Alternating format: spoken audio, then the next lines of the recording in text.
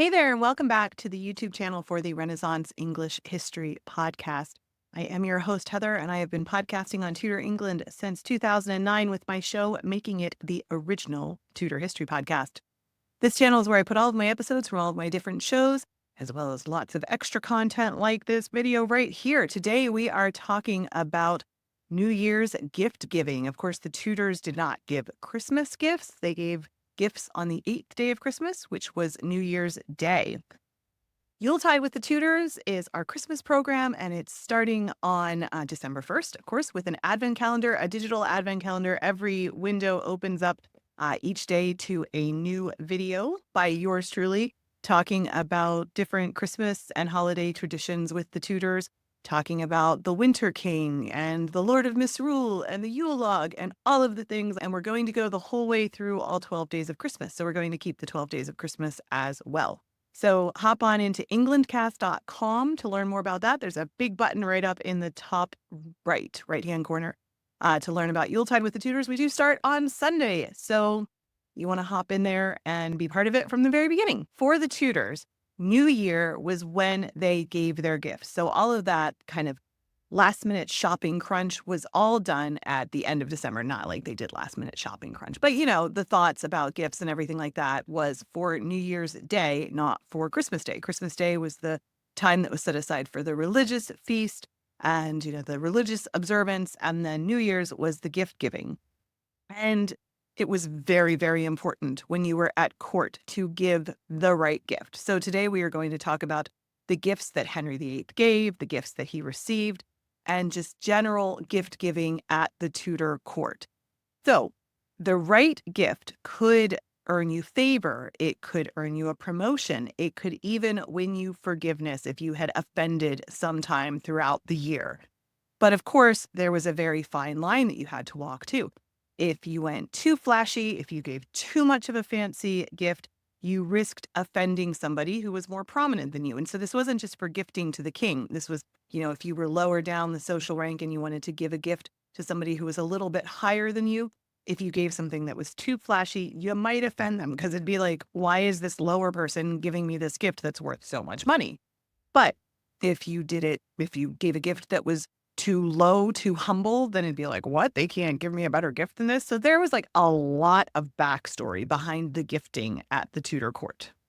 There was a ton of pressure. I can't even imagine. I don't do well with that, so I would not have coped very well. So New Year's was the opportunity for courtiers to show their loyalty and their creativity. The practice of giving gifts at this time wasn't just a Tudor thing. Of course, it had very deep medieval roots, all the way pagan, back even to the Romans gift giving at this time of year.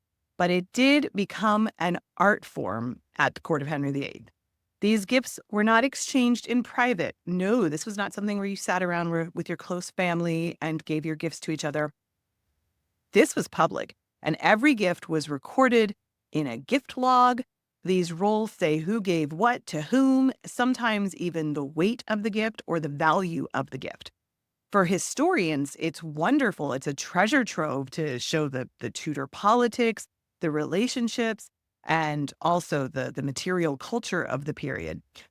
But for the people themselves, the stakes were very high. Like I said, if your gift impressed the king or impressed the person you were giving it to, you might be rewarded with something far more valuable, maybe a gift or a promotion. But if your choice misfired, you could face anger or worse from the very temperamental monarch. We're going to talk now about one of the most well-known gift rolls that we have, which is the one from 1532. So this was the year that the political tensions between Henry and Catherine of Aragon were at an absolute boiling point. Later that year, of course, would be the famous trip to Calais, where he took Anne Boleyn to Calais and they had their secret wedding. But this is New Year's 1532, so that hasn't happened yet. But Catherine had been banished from court. She wasn't at court. Anne was kind of, presiding over court. Catherine did give Henry a gold cup as her New Year's gift. And he himself rejected the gift and actually scolded the messenger who brought it to him. But then Henry was apparently afraid that somebody would re-gift the gift to Anne Boleyn. which of course wouldn't have been good considering Anne was replacing Catherine of Aragon. So Henry ordered that the gift be kept, but only temporarily before it was eventually sent back to Catherine. Chapuis noted that Henry gave Catherine no gift in return and forbade his council from doing so, effectively cutting her off from the gift-giving tradition. By contrast, Anne Boleyn was treated very, very differently. That year, she gifted Henry a set of darts of the Biscayne fashion, which some believe were lightweight spears, while others argue that they were boar spears, strong, heavy weapons that were designed for hunting. Henry reciprocated with a luxurious gift, fabrics of cloth of gold and crimson satin for her rooms. These were the kind of rich royal materials that would be used to furnish a queen's chambers, and he was sending a message that he saw Anne as his queen. Anne wasn't officially the queen yet, of course, but Henry's gift made it very clear that he intended for her to live in royal splendor. And this is just one example of how gifts like these weren't just exchanging objects. They were statements of power, of favor, and intention. That year, 1532, some of the other gifts that show some real creativity and pizzazz and practicality even of the Tudor court include the Bishop of Ely gave the king a hawk, symbolizing nobility and the art of falconry, which was a famous pastime of the nobility.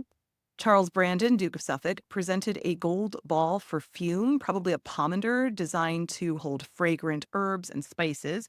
These items were both practical and luxurious, masking the unpleasant odors of a pre-modern world. The Dowager Duchess of Norfolk gave a nativity scene described as the birth of our Lord in a box. The birth of our Lord in a box. This could have been a painted scene or a set of small figures, perhaps meant for private devotion. One particularly intriguing entry comes from Thomas Cromwell, who gifted Henry a ring with a ruby and mysterious box containing images of the French king's children. Kind of weird. The purpose of that gift is very unclear, but it's interesting to try to imagine why Thomas Cromwell, a man who, of course, was never made a move without thinking it through politically, would choose to highlight the French king's offspring. Was he trying to remind Henry that he didn't yet have a male heir? Or that if he married Anne, he soon would have a male heir? Or did he want to kind of talk about a potential alliance that he was thinking about? It's very mysterious, this ring. By 1534, Anne Boleyn was queen, and her gift to Henry reflected her elevated status. That year, she gave him an extravagant gift, a basin and fountain designed by Hans Holbein. This fountain featured 3 naked women from whose breasts water flowed, an extraordinary table centerpiece, possibly a functional device for washing hands during meals. That year, Henry also received a book garnished with gold and containing a clock presented by Charles Brandon. A book with a clock in it. That sounds amazing. Like we said, these New Year's gifts weren't just about generosity. They were deeply symbolic. Handmade gifts, for example, carried personal significance. Elizabeth was known for her thoughtful handmade presents. She gave her father a shirt one year of cambric that she stitched herself. She also made him a bracer, a type of arm guard commonly used in archery. Mary, Elizabeth's half-sister, often opted for more luxurious commissioned gifts like an embroidered crimson coat she gave her brother Edward one year. These choices reveal differences in personality, in resources, and even in political positioning. Mary was older and likely more aware of court expectations, so she may have felt more pressure to display wealth and refinement. Elizabeth's handmade gifts, though, show more of a personal connection. At one point, she gifted her stepmother, Catherine Parr, a translation of religious texts, for example, which really shows her personal connection that she had to Catherine. Catherine Parr herself was brilliant at gift-giving. During Henry's final New Year in 1547, she gave Prince Edward portraits of herself and Henry. These portraits weren't just sentimental, they reinforced her status as queen and stepmother to the future king. At a time when Henry's health was failing, Catherine may have been asserting her position in a court rife with intrigue and uncertainty. Gifts like this were not exchanged in private. Like we said, they were recorded for posterity. They passed through many hands. They often carried messages meant for the entire court, not just the recipient. Catherine's gift, for example, might have been a subtle reminder of her role as regent in 1544, and her rightful place in the Tudor hierarchy. By the later years of Henry's reign, New Year's gifts reflected a mix of grandeur and pragmatism. The 1539 gift roll is now at the Folger Library, and it includes items like a crimson hat thrummed with a band of pearled gold from the king's barber, Edmund Harmond. The hat actually might have also been re-gifted by Henry himself, which was not an uncommon practice at the time. So these Tudor gifts show us not just presents, but a whole snapshot of life at court. They reveal the intricacies of relationships, the importance of status, and the thoughtfulness or strategy behind the gifts. Even the simplest items like a handmade shirt or a thrummed hat carried layers and layers of meaning. And while gift giving has changed through the years and the types of gifts we give have changed, the idea of the gift giving and even the sometimes feeling pressure to find the right gift certainly has not changed, and that is something that we definitely would have had in common with our Tudor friends. So there you go, a little bit of a talk about gift giving at the Tudor court. Thank you so much for watching. If you made it this far and enjoyed this video, I sure would appreciate a press of that like button. It helps to feed the algorithm and get this content to even more people.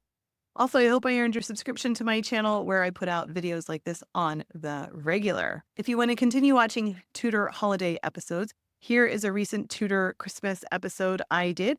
And here's a video that YouTube thinks you will enjoy. Yuletide with the Tudors starts on Sunday. Englandcast.com to learn more about that. Thank you so much for watching. You are deeply loved. I'm so glad I shared the planet with you. Don't forget to drink your water. I will be back soon. Have a good one. Bye-bye.